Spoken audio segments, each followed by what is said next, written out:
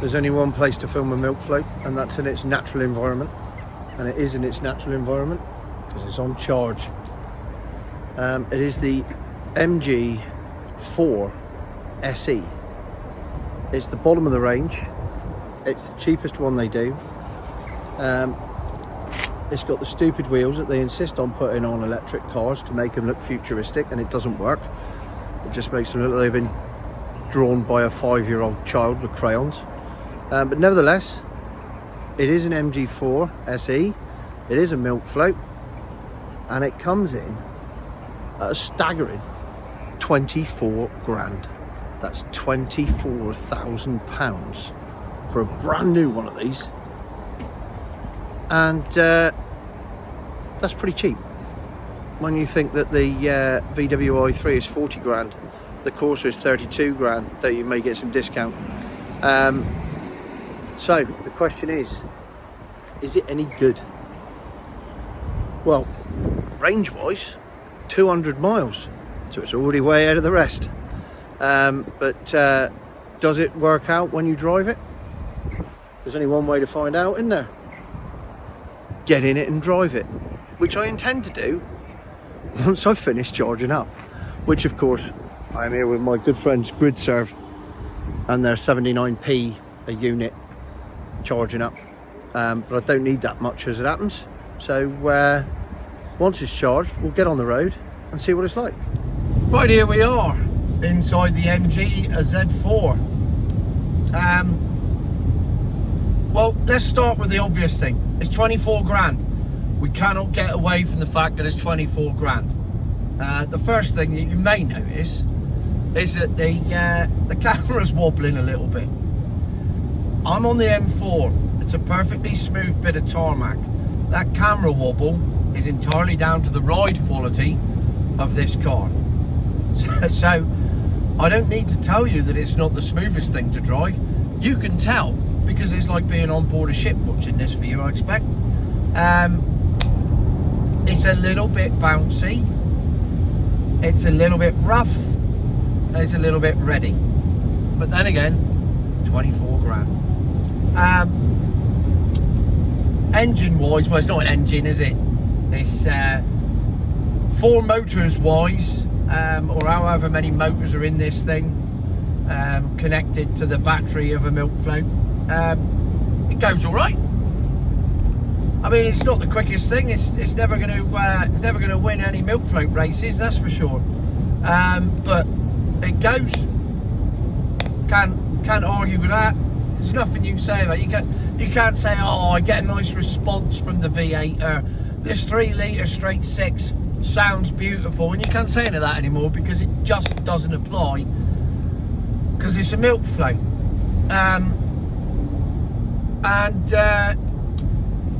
Inside, I mean, it's basic. Look, I've got to keep my hands on the wheel because otherwise people complain. Look at the shape of the wheel. It's like a square wheel. Remember square wheels? B-Sky B? Or BSB. British Satellite Broadcasting it was, wasn't it? Then they merged with Sky and it became B-Sky B before it became Sky. But that was the shape of their satellite dishes. Square wheels. Made them different to Sky, you see. That was the USP. That's what it reminds me of. It's an interesting thing. It's like a 80s Citroen type steering wheel. The controls on the steering wheel are a complete fucking mystery to me. You got more chance of deciphering the Enigma code than you have of working out what these buttons do. There's a star button. I'll tell you what, let's press it. Well, nothing's happened. Oh well, there you go. Right, don't know what that does. There's a home screen button. Don't know. Oh, there's a star button on this side as well. Still, oh, that changed the drive mode. Ah, right, it changes drive mode. Snow. Oh, wow, hang on a minute. 24 grand, we got snow mode. What else we got? Eco. I'm gonna have to put it in eco in a minute for obvious reasons. Normal, sport, custom, snow. There you go. Drive modes. 5 different drive modes, count them. And these silver things here, I don't know if you can see them there. They move things up and down and side to side. God knows how. None of it turns the volume up on the stereo. I can tell you that much, because I spent the first 5 minutes trying to work out how to do it. So none of it does that. That is a manual button on this. There's the volume control, 2 clicky buttons. You actually have to press them. And this is the control center, the multimedia center. How to describe it? You know, you used to be able to get shit versions of iPads, like your cheap market copy. Market reference again, but it is your cheap market copy. Like you didn't have a Sony. If you were at school, yeah, come back to me a minute. If you were at school and your mate had Levi jeans and your mum got you Bill Stunt, or he had a Sony Walkman and you had a Seisho ones, Curry's own brand, that is the Seisho Bill Stunt version of multimedia systems. It does everything. It just does it in a very, very confusing and rather weird way. And might be my finger, I doubt it. My finger's never failed me yet, has it, ladies? But it's not very responsive. It's not very intuitive. I've only just about worked out how to put the radio on, which weirdly comes up with a graphic that looks like the stereo from a 1970s Citroen, or indeed the speedo on a Vauxhall Viva. For those of you that remember the original Viva, it had like a line and the needle moved along the line, and that's exactly what the radio graphic looks like in this MG. So it's not inspiring, but here's the thing. It does everything that every other milk float does, but it's cheaper. And that is what this thing is all about. It's not about anything else. It's not about China taking over the world. It's not about being a Range Rover Velar. It's designed to be cheap, affordable motoring. And for that purpose, when you compare it to what else is on the market, take your Vauxhall Corsa, just been reduced, video on that, to 30 grand. Your VW i3, which is like your Levi jeans compared to your Bill Stunt jeans, it's 40 grand.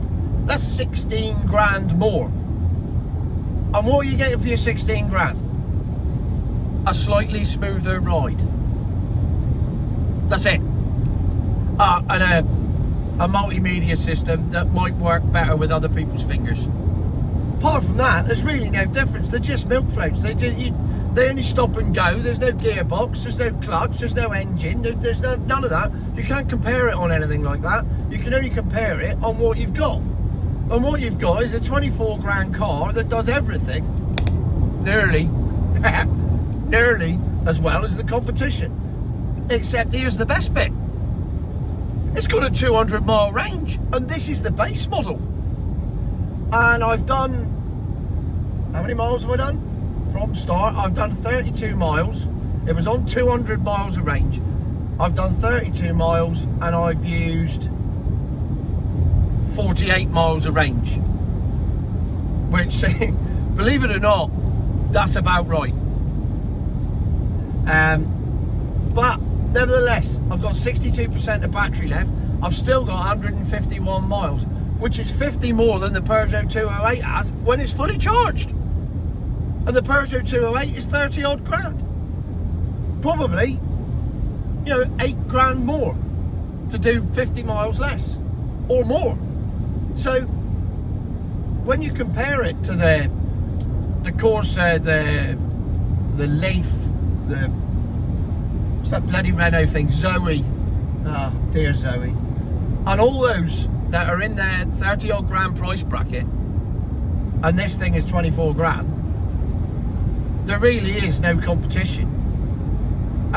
So in conclusion, if you were one of those kids that went to school in Bill Stunt jeans because your mum wouldn't buy your Levi's and had a Seisho personal stereo because your mum wouldn't buy you a Sony personal stereo because they were too expensive, and you're not bothered about brand names, and you're not bothered about looking that cool, then the MG is the car for you. Absolutely, categorically, the car for you, without question. However, you'd still be buying a milk float, and I'm still going to have to stop and plug this in and sit around for 3/4 of an hour in a motorway services and charge it up before I get anywhere. So you're still not driving the future, you're just driving. This really should be the polished turd, not the hybrid. This should be the polished turd. Oh, hang on, I've just spotted something up here. Right, hang on, here we go. A proper car. There we go. Hopefully you can see this. I don't know because I can't see what I'm filming, but look at that. Yeah, baby, it's the Spider. Oh, man. What a car. Yes.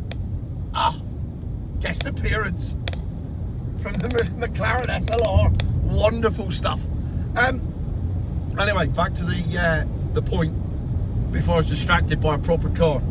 You've still bought a milk float, and it's still not the future. It's still future by arse, and it's still a milk float, and it still takes ages to charge up, and it still only does 200 miles, and it still won't do 200 miles, so it's still a milk float. But if you're a bill stunt wearing, satiate personal stereo wearing market shopper who wants a cheap car to just run around town, and to be fair, my good friend Mr. Scott Martineau, who owns a company called Spot On Cabs in St Austell, where I come from in Cornwall, I jumped in his cab the other day and he laughed at me and went, "I'm dying to comment on your stuff, but I just ain't going to because you know I own milk floats." I said, "Yeah, and how'd you get on?" He said, "They're perfect for me. We only ever do 3-4 mile journeys. They're all round town, all little stuff. It'll do 200 miles a day, and then it goes on charge overnight, and then we use it again the next day." So therefore, it's not just for your par market, Satio stereo, bill stunt jeans wearers. It's for mini cab firms who do local jobs, and it's perfect. And I can see why Scott's got them. I would read out your phone number, Scott, but I forgot it. A bit free advertising and that. So there you go. I am in a car that is perfect for going to the market to buy some jeans and a personal stereo, or possibly to get dropped there by a mini cab, which is one of these. And for 24 grand, that'll earn its money back in a year. Then you just throw in a skip, which isn't exactly environmentally friendly, is it? But then again, milk floats aren't environmentally friendly, and that's why I continue to say, a future my arse.